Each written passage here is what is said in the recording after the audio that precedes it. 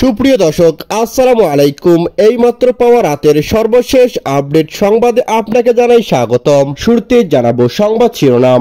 শুরুতে জানিয়ে দেব, এবারের দুর্গাপূজায় গান বাজনা ও সাংস্কৃতিক অনুষ্ঠান নিষিদ্ধ বলেন স্বরাষ্ট্র উপদেষ্টা। থাকছে বিস্তারিত। এদিকে আরো থাকছে, দুর্নীতিতে চ্যাম্পিয়ন দল ক্ষমতায় যাওয়ার আগে পাথর লুট করেছে বললেন জামাত নেতা রফিকুল। থাকছে বিস্তারিত। আরো জানিয়ে দেব, ফেব্রুয়ারিতে নির্বাচন দিতে হবে বললেন মির্জা ফখরুল ইসলাম আলমগীর। থাকছে বিস্তারিত এবং সবশেষ জানিয়ে দেব, খাগড়াছড়িতে আবারও সেনাবাহিনীর গুলিতে 3 চাকমা নিহত। এতক্ষণ শুনছিলেন সংবাদ শিরোনাম, এবার থাকছে বিস্তারিত। স্বরাষ্ট্র উপদেষ্টা লেফটেন্যান্ট জেনারেল মোহাম্মদ জাহাঙ্গীর আলম চৌধুরী বলেছেন, দুর্গাপূজা ভালোভাবে সম্পন্ন হতে হবে, এ নিয়ে কোনো শঙ্কা নেই। তবে প্রতিবেশী দেশ ও ফ্যাসিস্টদের সহযোগীরা বিভিন্ন গুজব সৃষ্টির চেষ্টা করবে। সচিবালয়ে কোর কমিটি বৈঠক শেষে একথা বলেন স্বরাষ্ট্র উপদেষ্টা। তিনি বলেন, প্রতিবেশী দেশ ও ফ্যাসিস্টদের সহযোগিতা মিথ্যা খবর সামাজিক যোগাযোগ মাধ্যমে প্রচার করেছে। সামাজিক যোগাযোগ মাধ্যমে মিথ্যা ও বিভ্রান্তিকর তথ্য প্রতিরোধ করে জনগণের সামনে সঠিক তথ্য তুলে ধরতে হবে। স্বরাষ্ট্র উপদেষ্টা আরও বলেন, সারা দেশে দুর্গাপূজার নিরাপত্তা সশস্ত্র বাহিনীর 1 লক্ষ সদস্য মোতায়েন থাকবে। এছাড়াও পুলিশের ৭৪,০০০ সদস্য ও ৪৩০ প্লাটুন মাঠে থাকবে। এর সাথে বিজিবি ও অন্যান্য বাহিনীও থাকবে। পাশাপাশি মহিলা ও শিশু মন্ত্রণালয় থেকে অনেক স্বেচ্ছাসেবী নিয়োগ দেওয়া হয়েছে। এ সময় পূজাকে ঘিরে গুজব ও সাম্প্রদায়িক সম্প্রীতি বিনষ্টের চেষ্টা করলে কঠোর ব্যবস্থা নেওয়া হবে বলেও মন্তব্য করেন তিনি।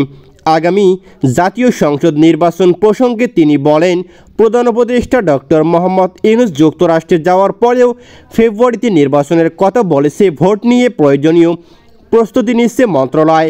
এই সময় খাগড়াছড়ির ঘটনা নিয়ে পার্থব্য চট্টগ্রাম বিষয়ক উপদেষ্টা সুব্রত চাকমা সব পক্ষকে নিয়ে বসেছে বলেও জানান স্বরাষ্ট্র উপদেষ্টা।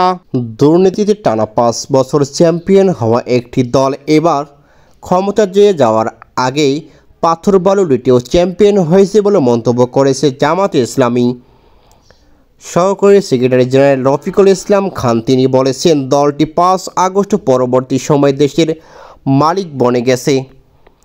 রাজধানীর গন্ডারিয়া জহির রায়হান সাংস্কৃতিক কেন্দ্রে ঢাকা মহানগর দক্ষিণ জামাত আয়োজিত ঢাকা 6 আসনের সর্বস্তরের ওলামা মাশায়েখ সমাবেশে প্রধান অতিথির বক্তব্যে রফিকুল ইসলাম খান এসব কথা বলেন। তিনি বলেন, দুর্নীতিতে টানা 5 বছর চ্যাম্পিয়ন হওয়া দল এবার ক্ষমতায় যাওয়ার আগে পাথর বালু লুটে চ্যাম্পিয়ন। তারা 5 আগস্ট পরবর্তী সময়ে দেশের মালিক বনে গেছে। সারা দেশে লুটপাট, চাঁদাবাজি, সন্ত্রাসী কারা করছে জনগণ তা দেখছে।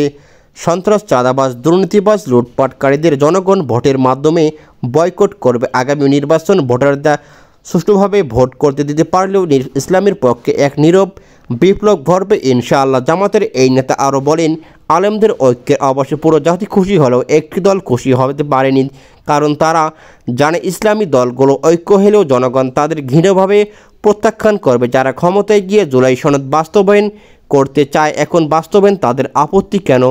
প্রশ্ন রেখে রফিকুল ইসলাম খান বলেন, এর মানে হচ্ছে এই দল আবারও জনগণকে ধোঁকা দেওয়া রাজনীতি করার চেষ্টা করেছে। সব দল জুলাই সনদের আইনি ভিত্তির পক্ষে অবস্থান নিয়েও একটি দল বিপক্ষে অবস্থান নিয়েছে। যারা জুলাই সনদের আইনি ভিত্তি দিতে চায় তারা জুলাই বিপ্লবকে অস্বীকার করে।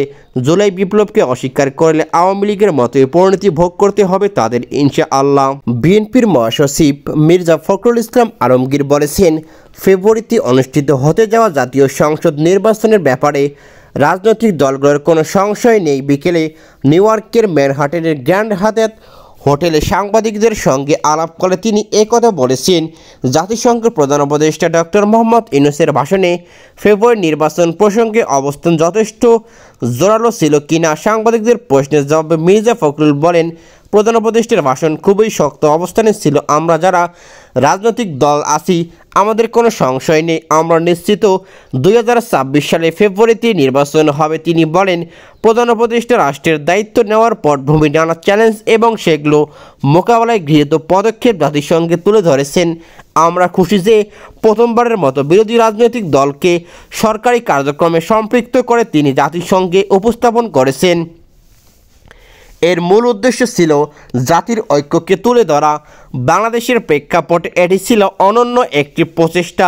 এজন্য আমরা তাকে সর্বাত্মক সহযোগিতা করেছি। আমাদের নেতা তারেক রহমান এ উদ্যোগকে সমর্থন করেছে।